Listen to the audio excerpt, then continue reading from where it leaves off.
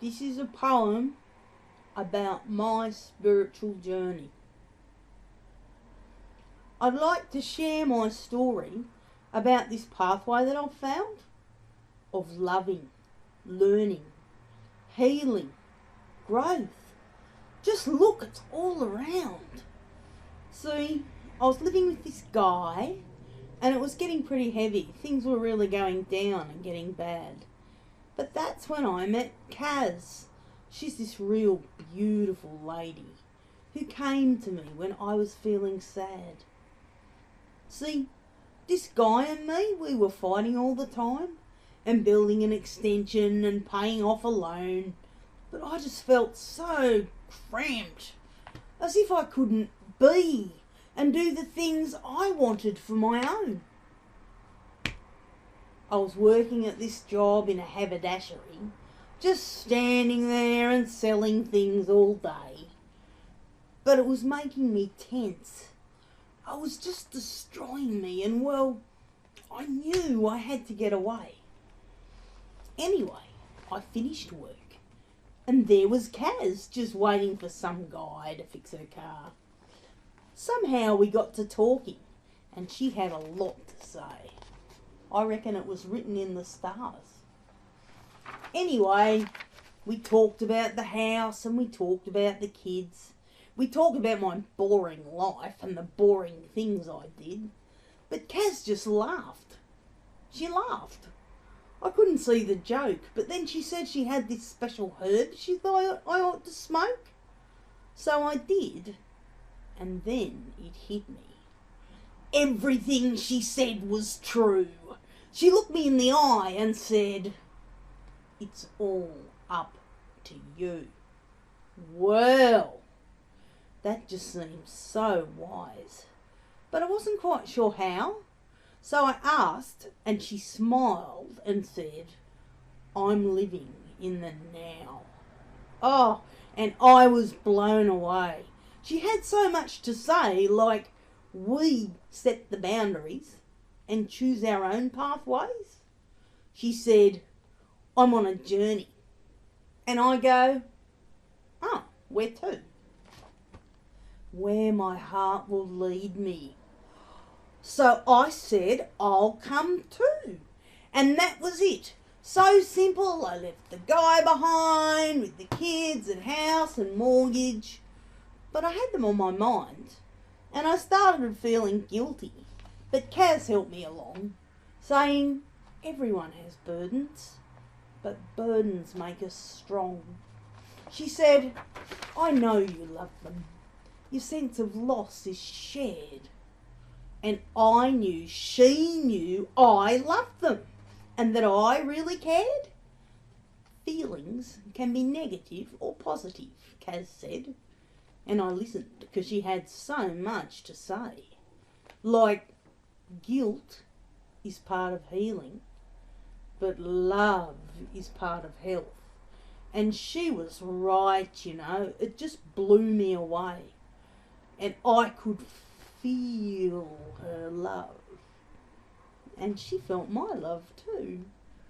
And she taught me how to share it. So now I'm telling you, well, we travelled to the desert.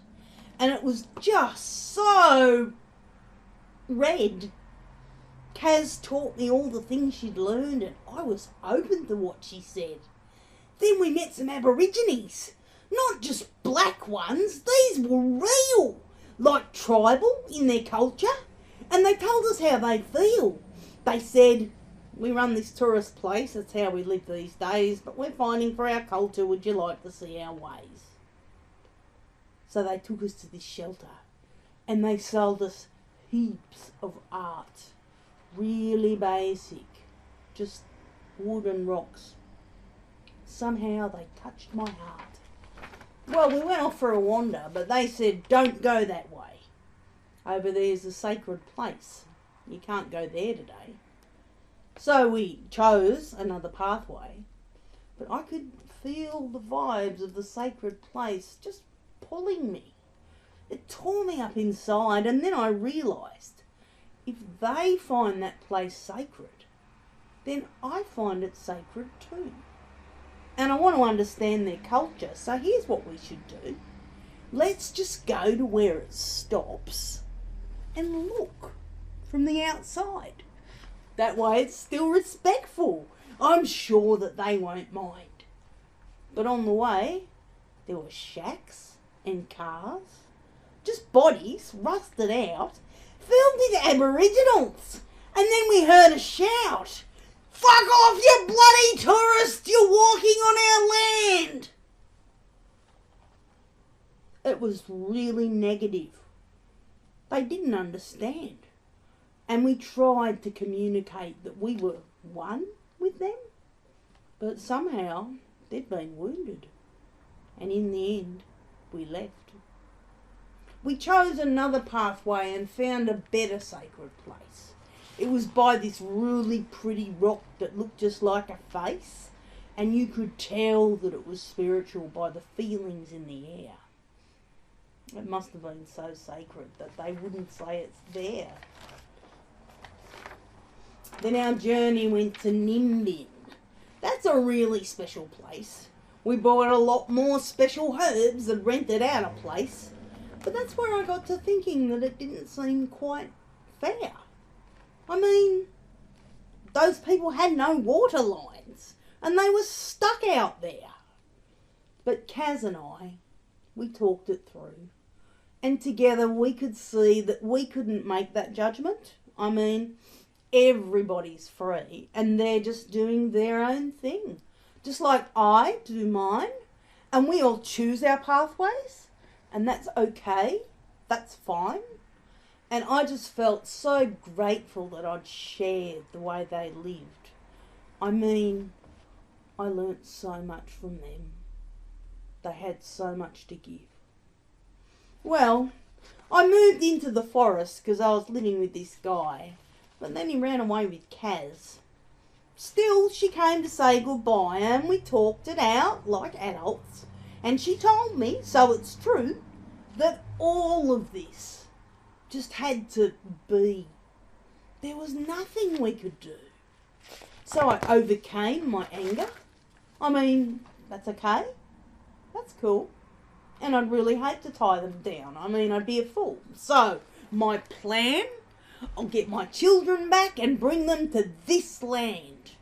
Their father thinks he hates me, but one day he'll understand.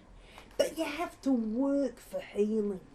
And that here there's room to grow, and that growing takes some bravery. Oh, there's so much they need to know. And I've taken out a loan, and I've bought shares in a farm, and I'm working in a craft shop that sells organic yarn. And I'm living with this new guy now. I guess we fight sometimes, but we really want to see things through, whilst keeping open minds. And we're building an extension from the grass and trees and earth. It's opened up a whole new way for spiritual rebirth.